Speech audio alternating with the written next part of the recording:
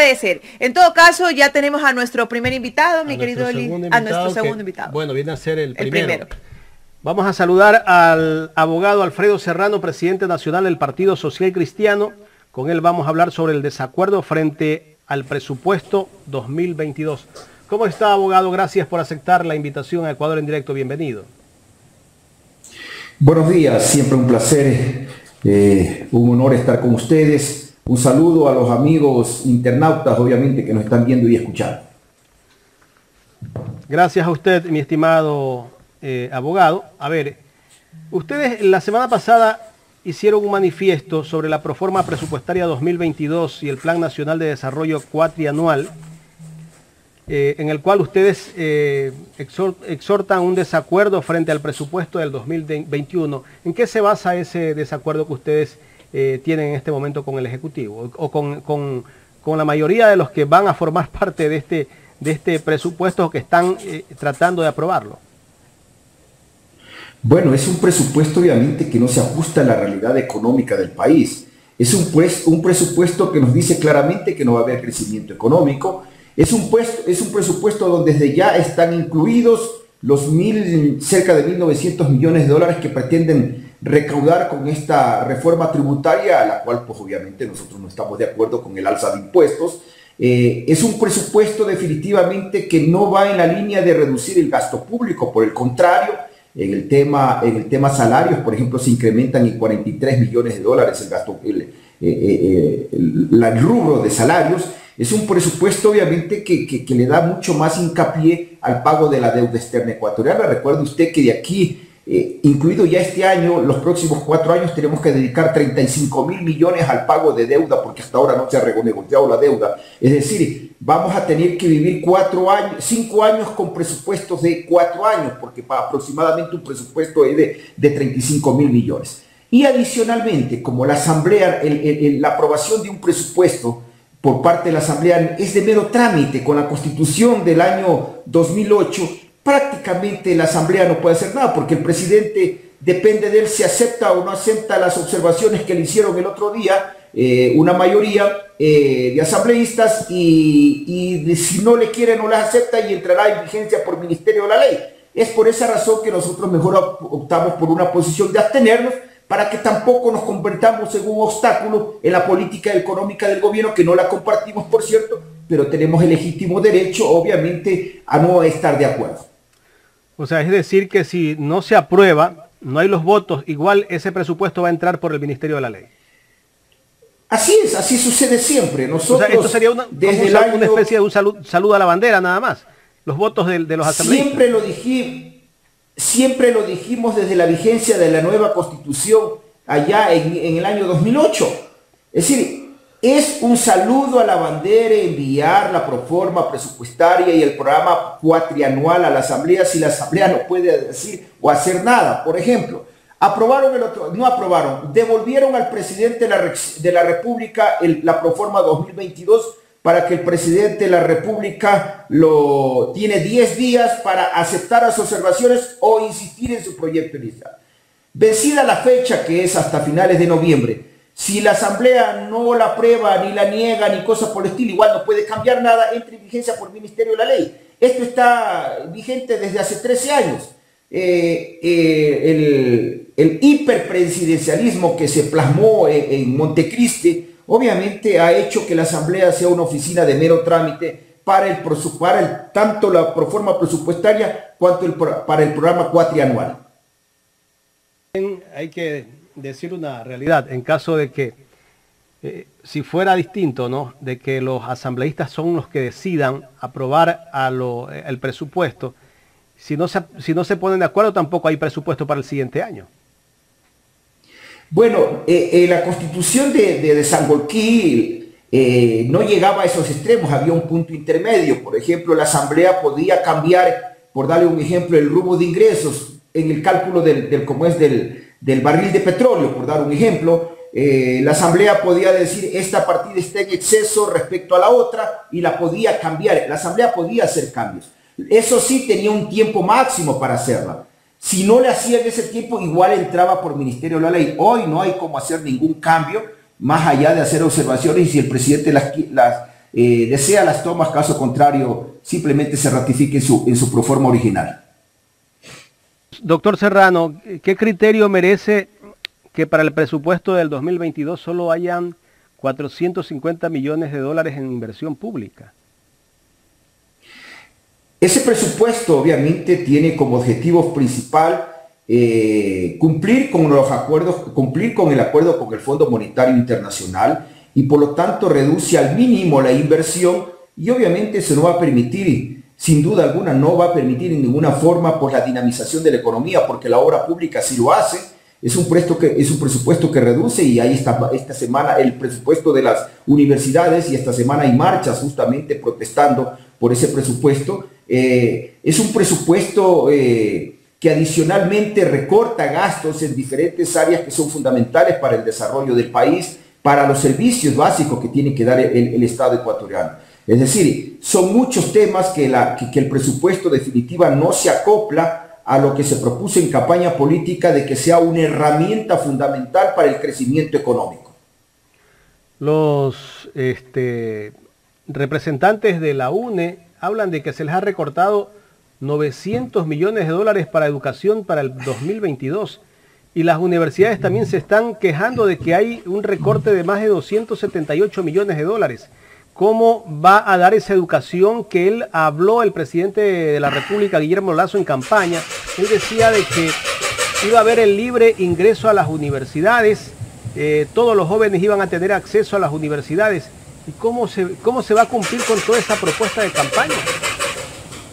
Bueno, ya el presidente de la República nos ha dado un mensaje claro que no van a cumplir los ofrecimientos de campaña. Recuerde usted que la propuesta fundamental del gobierno fue no solamente no subir impuestos, por el contrario, bajar impuestos en 3.000 millones de dólares, decía él, que había que esos 3.000 millones quitarle del Estado y entregarle a los bolsillos de los ecuatorianos para que los ecuatorianos puedan consumir más, puedan gastar más, y obviamente la economía se dinamiza, genera trabajo, genera utilidades y por lo tanto hay IVA, hay impuesto a la renta, hay ICE, etcétera, y se recauda más. Entonces, si esa propuesta fundamental que fue del presidente de la República no se va a cumplir, muchas otras ofertas no se van a cumplir. Aquí hay prioridades definitivamente que en una situación como la actual deberían ser cambiadas. O sea, si usted vive una economía de guerra como la que vive el Ecuador, la prioridad no debería ser el pago de la deuda externa, debería ser sentarse, tampoco debería ser el no pago, cuidado, en ese extremo, en esa posición queremos ser claros. Tenía que haberse sentado con quienes estamos debiendo plata y decir, vean señores, esto está sucediendo.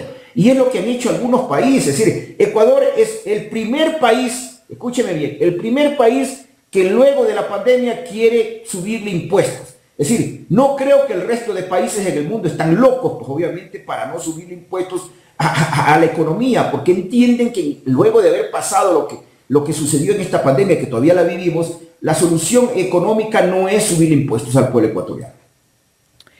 Abogado, y ya Carla Aro le saluda, muy buenos días.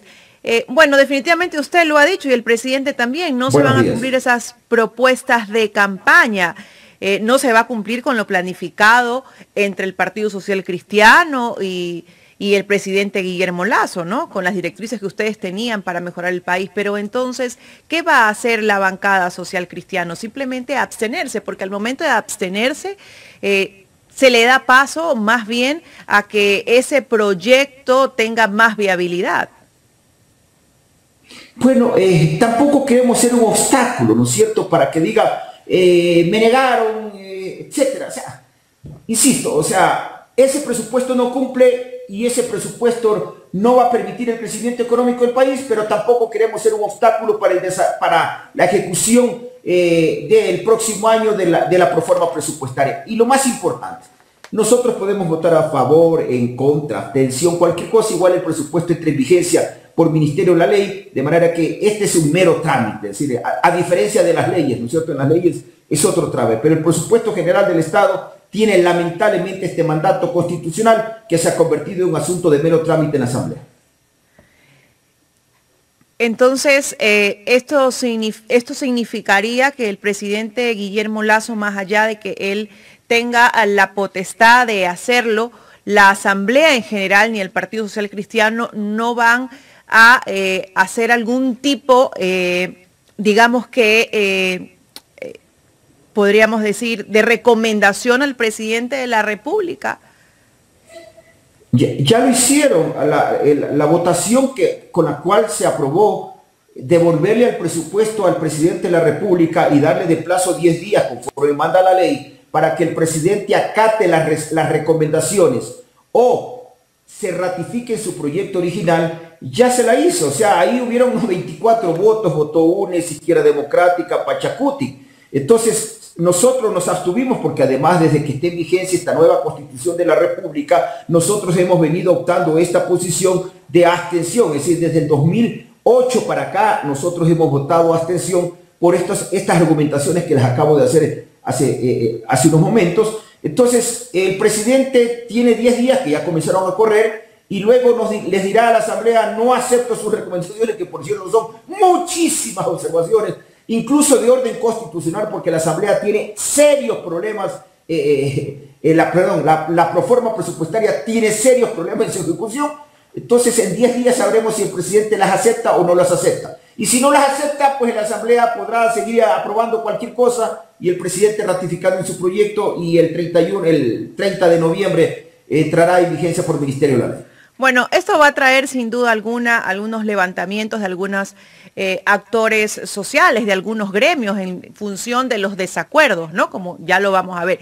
En ese momento, cuando hayan esos levantamientos, esas paralizaciones, ¿cuál va a ser la posición del bloque social cristiano? También nos van a decir: nos mantenemos al margen, no vamos a opinar. Bueno, es que no podemos, debemos entender que la única forma de corregir este mecanismo de aprobación de la proforma presupuestaria es cambiar la Constitución de la República. Los gremios saben que no puede hacer nada la Asamblea. Los gremios saben que es el Ejecutivo el que va en la proforma presupuestaria. De manera de que será el Ejecutivo más bien quien tiene que darle respuesta a los gremios. Ya los gremios saben cuál es la posición de la Asamblea. Exceptuando el bloque de gobierno, todo el mundo está en desacuerdo con esa proforma presupuestaria. Me refiero a todo el mundo en la Asamblea. De manera de que es ahora el Ejecutivo quien tendrá que responder, como han hecho todos los ejecutivos en los últimos 14 años, en armar la proforma presupuestaria.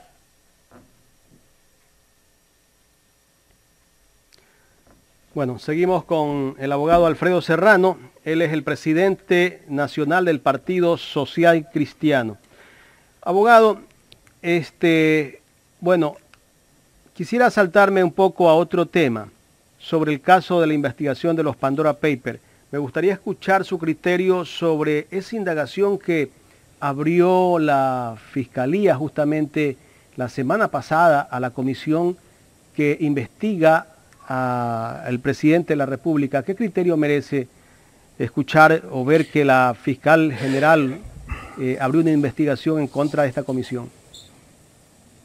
Me parece terrible desde el punto de vista constitucional. Acuérdese que los asambleístas en el ejercicio de sus cargos no son ni civil ni penalmente responsables por sus actos.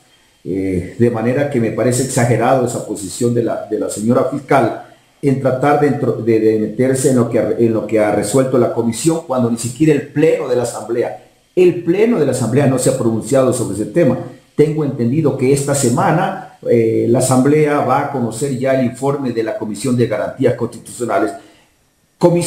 Informe que, por cierto, no va a contar con los votos del Partido Social Cristiano. No estamos de acuerdo con ese informe, que termina concluyendo que ha habido una conmoción interna y que por lo tanto el presidente puede ser sujeto de destitución. No estamos con ese informe. Nosotros estamos con la tesis de que hay que aplicar la ley que se aprobó en consulta popular, que le manda, le obliga, le determina que sea la Contraloría General del Estado quien tenga que investigar este tema, y una vez que la Contraloría emita su pronunciamiento, que en el caso de encontrar responsabilidad del primer mandatario tendrá que remitir esa información, porque así dice la norma, a la Corte Constitucional para que ésta luego se pronuncie y envíe a la Asamblea.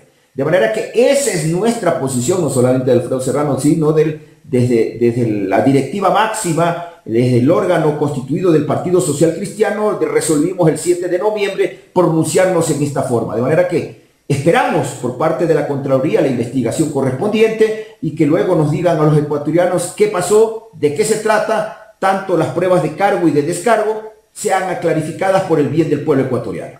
Abogado, pero recordemos que el Partido Social Cristiano votó a favor de que se cree esta comisión para que se investigue el caso Pandora Papers. Correcto, 105 asambleístas votaron en la asamblea por esa comisión. ¿Y por qué ahora ya ustedes no respaldan a la comisión? No. Una cosa es la creación de la comisión. Usted se imagina, y la comisión viene a proponer estas tonterías, estos disparates de que existe conmoción interna en el país. Por Dios, o sea, usted y yo sabemos que no hay conmoción interna en el país. Usted y yo sabemos que por lo tanto, pues no debemos destituir al presidente de la República si ni siquiera han podido recaudar todas las pruebas pertinentes. Lo lógico hubiera sido que la asamblea, que esa comisión de la asamblea investigue, recaude todas las pruebas y luego termine concluyendo lo obvio, lo lógico, lo que dice la ley, que como encuentra pruebas que definitivamente puedan ser incriminatorias, se remita todo lo actuado a la Contraloría General del Estado, a la Fiscalía General de la Nación, por parte de la Asamblea. Hasta allí podía llegar, porque tenemos una ley que no le permite justamente hacer más allá de lo que está establecido en nuestra normativa en el país. De manera que la comisión excedió obviamente sus limitaciones, excedió su margen de acción y es por eso que nosotros, al menos por ese informe, ni el informe de minoría, que en caso tengo entendido que recomienda el archivo de la causa, tampoco nos parece lo natural. Lo lógico sería que la asamblea, el pleno de la asamblea, remita todo lo actuado, todo el expediente, toda la información que tengan, que por cierto es poco, a las autoridades que de conformidad con la ley les corresponde investigar este caso, que la Contraloría y la Fiscalía General de la Nación. Pero esa comisión, hay que decirlo, ¿no? Esa comisión ha encontrado que el presidente de la República sí ha tenido bienes y dinero en paraísos fiscales, cuando la ley le prohíbe. Sí, y esas son las cosas que, claro, y esas son las cosas que tendrán que remitir a la Contraloría. Por eso es que decimos, la comisión... Pero con la Contraloría todos sabemos que no va a pasar nada. Informe. Bueno, pero eso es lo que dice la ley, pues. La ley que aprobamos en esa consulta popular del 2017, ¿no es cierto?, sobre los temas de los paraísos fiscales, esa es la Contraloría, y dice que una vez que la Contraloría, cuando se trate de personajes, de funcionarios de elección popular y de encontrar responsabilidad, debe enviar a la Corte Constitucional. Es decir, si un alcalde, un prefecto, un concejal tiene este tipo de situaciones, o un presidente de la República debe enviar a la Corte Constitucional quien debe pronunciarse sobre ese tema. Esa es la ley. Eso es lo que se aprobó en consulta popular y por lo tanto es lo que tenemos que respetar. Correcto. Estamos dialogando con el abogado Alfredo Serrano. Abogado, pasando a otro tema, me gustaría escuchar su criterio sobre la situación carcelaria del país, que cada día seguimos, en estos 10 días creo que ha habido una tregua, parece ser, en las cárceles, como que sí hay control en este momento ya en las cárceles, por lo menos acá en la penitenciaría del Litoral ya no se ha escuchado que ha habido más muertos. Terrible, condenable lo sucedido en las cárceles. Definitivamente lo pusieron de rodillas al Estado ecuatoriano, nos pusieron de rodillas al Estado ecuatoriano, las bandas narcotraficantes que están dentro de las cárceles del país. La respuesta del gobierno fue muy tardía. Este problema se originó meses atrás. El presidente se inauguró con el primer levantamiento en la cárcel de La Tacunga.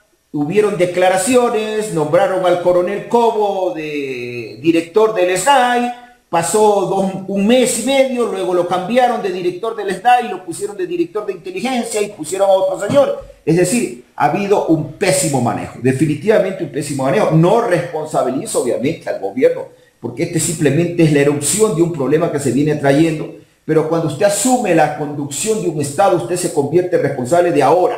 ¿Sí? Y no es el momento de ver qué pasó atrás, ya no. Cuando usted ejerce el mando, ya usted tiene que ver qué pasó atrás, usted tiene que ver qué hago ahora y qué va a pasar luego. Y lamentablemente los hechos nos demuestran que lamentablemente no se hizo casi nada y hoy estamos pagando las consecuencias. En su momento criticamos el accionar del gobierno en el tema delincuencial. Usted recuerda la frase del abogado Nebot cuando lo dijo el 18 de septiembre, se ofreció mano dura contra la delincuencia y ni siquiera el dedo meñique se ha usado.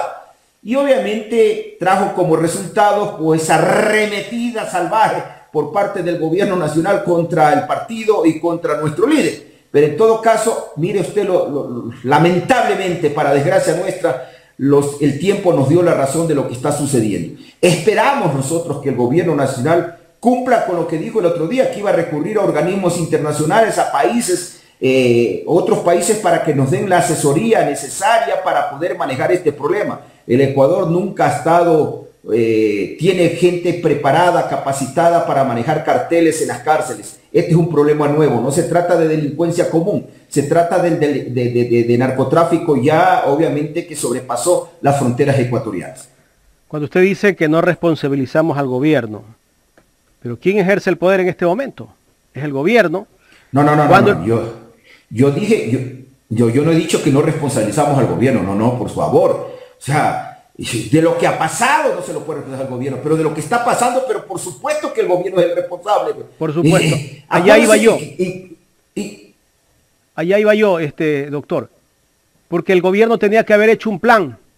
Cuando entró, tenía que tener un plan de cómo iba a solucionar el problema carcelario, porque ya él sabía que venía un problema desde hace 1 año, 2 años.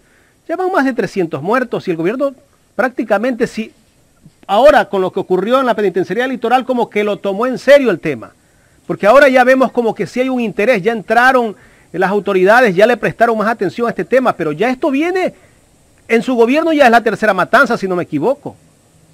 ¿Y qué plan tenía el gobierno para solucionar este problema?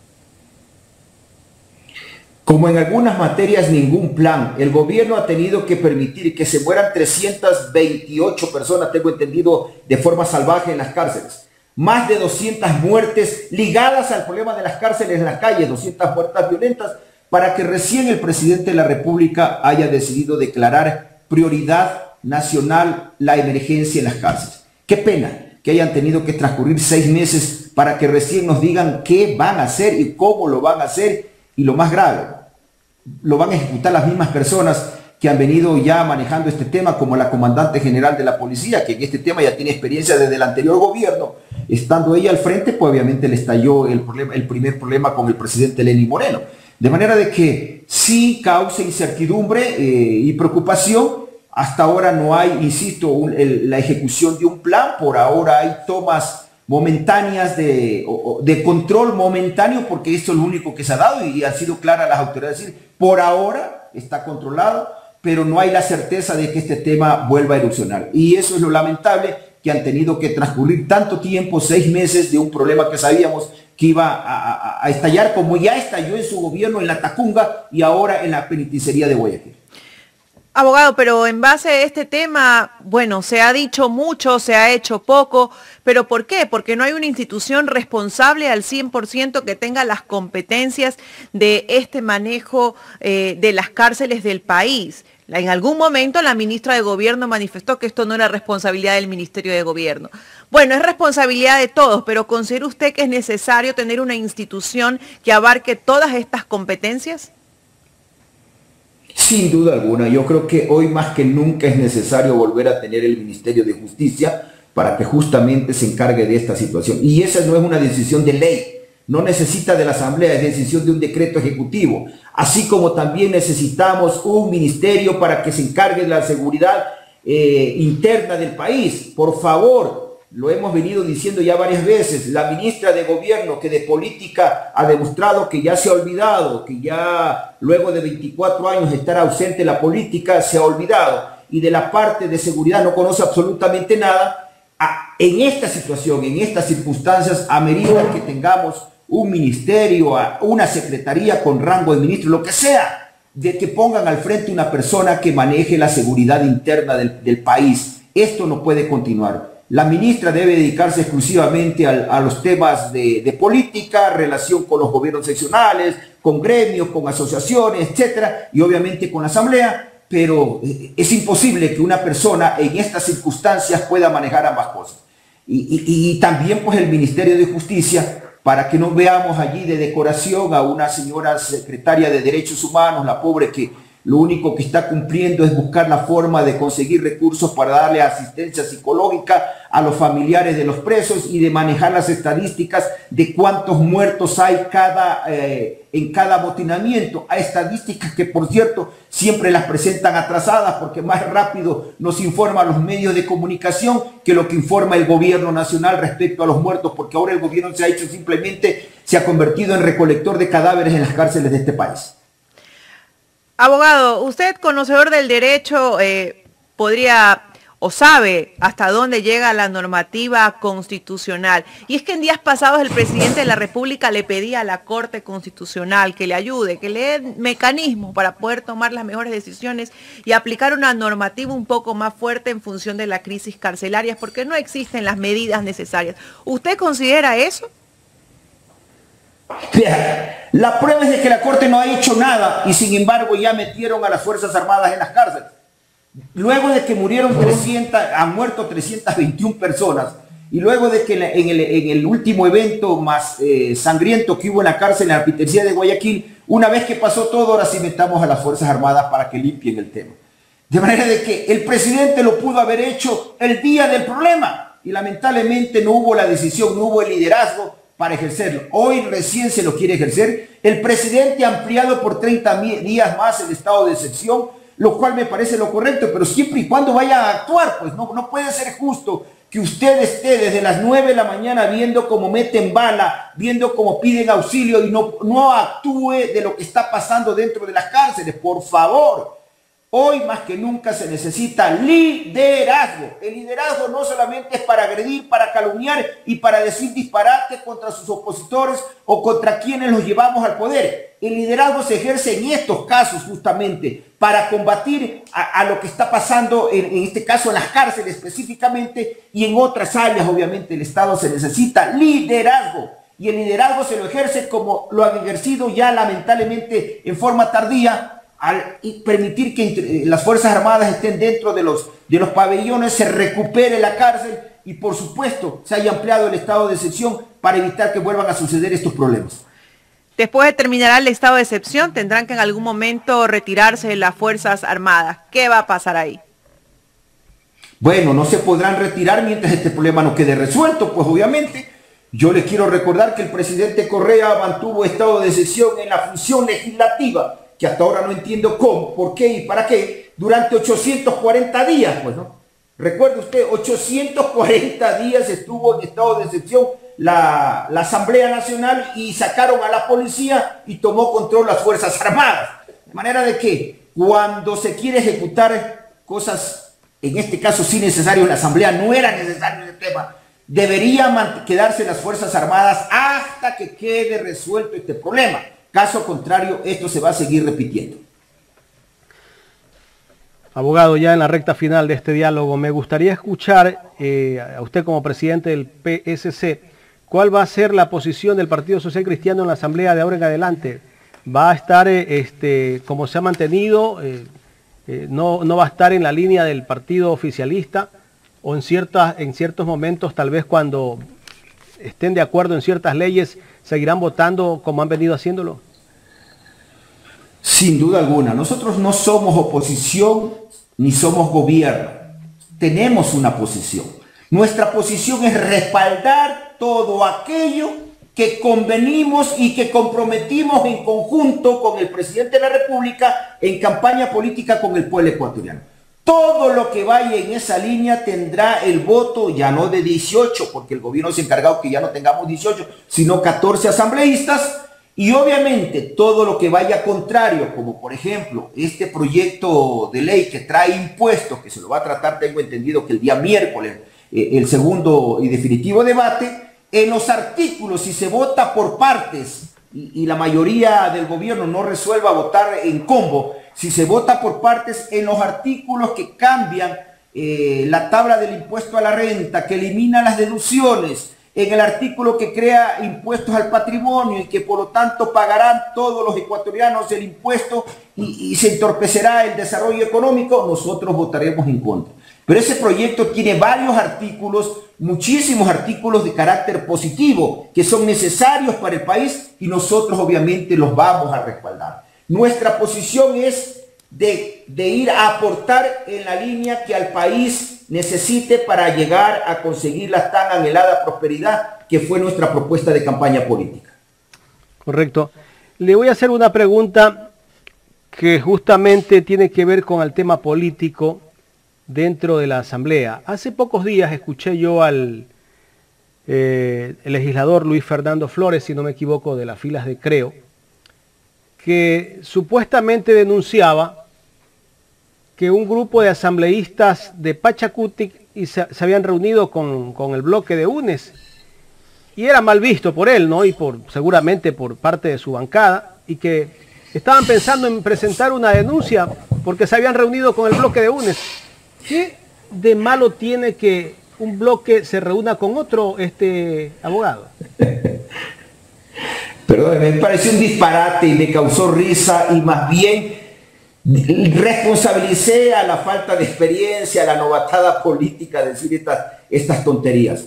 Vea, el que uno discrepe con la posición de un grupo parlamentario, ellos creen, por ejemplo, los de UNES y los de Pachacuten creen que el presidente con su tema de Pandora Papers ha caído en conmoción interna, ha provocado una conmoción interna en el país, y que ahora hay una conmoción interna en el país, y que por lo tanto hay que destituirlo. Insisto, una cosa es discrepar en ese tema, pero de ahí a decir a estos tipos hay que enjuiciarlos porque están pensando diferente que nosotros, perdónenme, o sea, tampoco podemos llegar a esos extremos. Hay que respetar la independencia de las funciones y no olvidarse que los asambleístas y los diputados en el pasado tienen un artículo de la Constitución que dice que no son responsables por sus actos en el ejercicio de sus funciones. De manera de que yo estos disparates de iniciarles una investigación a los miembros de la comisión, donde por cierto no tenemos ningún vocal social cristiano, ¿sí? Así como el disparate de decir que 6 asambleístas de Pachacuti están conversando con los asambleístas de los correístas, los convierte en conspiradores, perdónenme, son disparates. Ojalá aterricen, ojalá pongan los pies sobre la tierra el gobierno y su bloque de parlamentarios, y entiendan que tienen que enfrentar a lo que constitucionalmente está respaldado, la oposición, y a la oposición no se las enfrentan con estos disparates de conspiraciones, de golpismo, de cosas. Se lo enfrentan con ideas, se lo enfrentan con hechos. Vea usted, no va a haber los votos para aprobar ese informe que habla de conspiración y destitución del presidente. Si hubiera sido porque el gobierno tenía que conversar con los bloques para conseguir esos votos, por Dios, lo iban a llevar a juicio, lo iban a destituir al presidente de la República. Aquí más primó el espíritu de país, la defensa de la democracia de los bloques parlamentarios antes que el accionar del gobierno. Ojalá el gobierno dé un giro de 180 grados en el manejo político tan atroz que está haciendo por parte de la administración. Doctor, pero también hay que decir que el presidente de la República debió cumplir con la ley. Si él habla de que quiere tener más Ecuador en el mundo y más mundo en el Ecuador, ¿qué ejemplo nos da el presidente de la República que sus recursos, lo que ha hecho, lo que ha producido, que es de él, lo tenga fuera? Pues, o sea, es el momento que por lo menos diga, yo voy a traer mis recursos. O sea, si él habla en esos foros donde participa que quiere traer más inversión extranjera, ¿por qué él no trae sus recursos? Debería poner ejemplo. Bueno, ya lo hemos logrado, el más Ecuador en el mundo. Usted en el mundo somos noticias por los Pandora Papers, somos noticias por la muerte cruzada, somos noticias por el anuncio del presidente de la destitución, somos noticias por el tema de las cárceles y somos noticias por la inseguridad que vive el país. Mi actividad y la de mi familia de toda la vida está en la actividad turística, y créanos cómo ha repercutido estos temas definitivamente en esta actividad tan golpeada que fue durante la pandemia, y ahora estamos tan golpeados por estas noticias que generamos en el mundo entero. Es triste, es penoso definitivamente, y usted tiene la razón. Si bien es cierto tener plata fuera del país es legal, plata bien habida me refiero, obviamente no me parece ético que usted vaya al mundo a decirle traigan sus recursos, traigan su plata para invertir en el Ecuador, pero mientras yo la tengo fuera porque no confío en el Ecuador. Es decir, eso es contradictorio y no es tan ético, ¿no es cierto? Entonces hay que ser la mujer del César dice un dicho, un refrán, no solamente tiene que serlo, sino parecerlo. De manera que esperamos definitivamente que se cambie. Estamos a 6 meses y no sé si ustedes sienten la sensación que sentimos nosotros de que ya parecemos que tenemos un gobierno de 3 años, ¿no es cierto? Nosotros tenemos esa sensación al menos. Es decir, 6 meses y un gobierno que se ha enfrentado a media humanidad ya en el Ecuador. Por Dios, y no se dan cuenta que les falta todavía 42 meses para gobernar. Por Dios, ojalá, y nosotros hacemos votos, y como creyentes que somos nosotros, ojalá Dios ilumine a este hombre y pueda cambiar el rumbo del país que este momento lo está llevando al despeñadero. Abogado, para finalizar justamente este tema de los Pandora Papers, el asambleísta Fernando Villavicencio ha hecho una investigación, digamos que personal, ¿no? Porque a la comisión que él preside no le correspondía investigar el tema de los Pandora Papers. Él ha hecho una investigación, la misma que ha socializado de forma personal con los asambleístas. ¿Qué opinión le dan ustedes a esto? En virtud de que sabemos que él, dentro de sus recomendaciones, pues no, habla de que los recursos o las empresas que están a nombre del hijo o de los hijos del presidente regresen al país. ¿Qué consideran ustedes de esta investigación?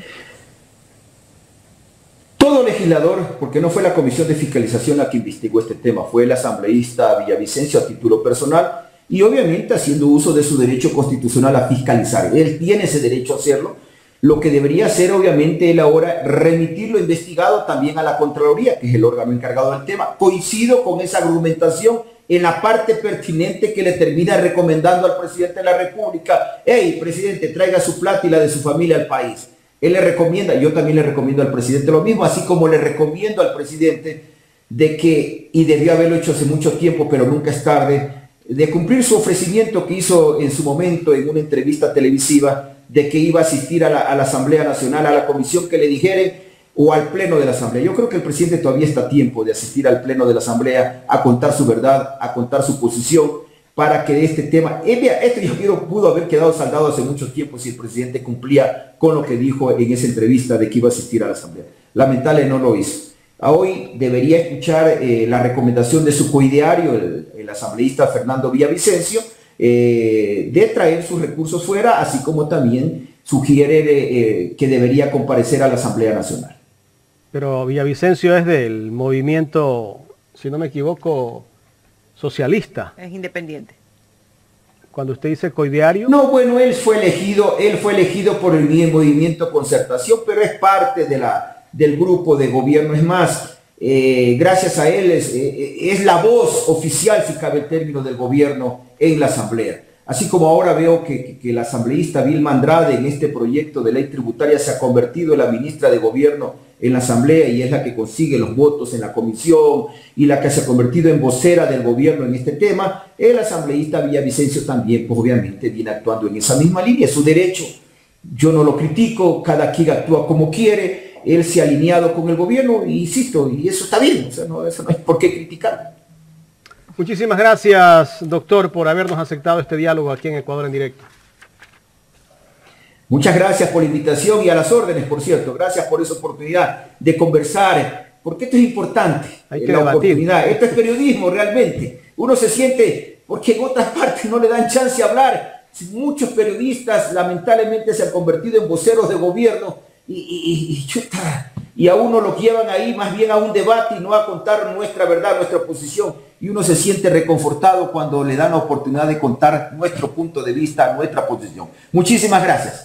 Gracias a usted, el abogado Alfredo Serrano, presidente nacional del PSC. Esa es la posición del PSC, sin duda.